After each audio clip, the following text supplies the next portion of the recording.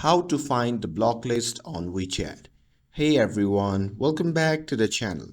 In today's video, I'm going to show you how to find the block list on WeChat in just few easy steps. So now without further ado, let's get started. So first thing first, open the WeChat app on your phone and make sure that you're logged into your account. And here, once you land on the main chat screen, just tap on the profile icon shown in the bottom right corner of the screen and it will take you to the personal profile and settings.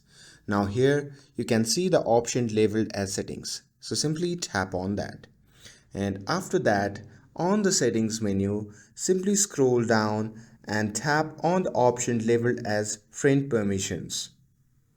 And now here in this section at the bottom you can see the option labeled as blocked list. So simply tap on that. As of now I haven't blocked anyone on the WeChat, but if you have blocked anyone you see the list of them in this section. And that's it. Now you know exactly where to find your block list on WeChat. With this, if you found this video helpful, then don't forget to like, share and subscribe to get updated for more videos. Thanks for watching and I'll see you in the next video.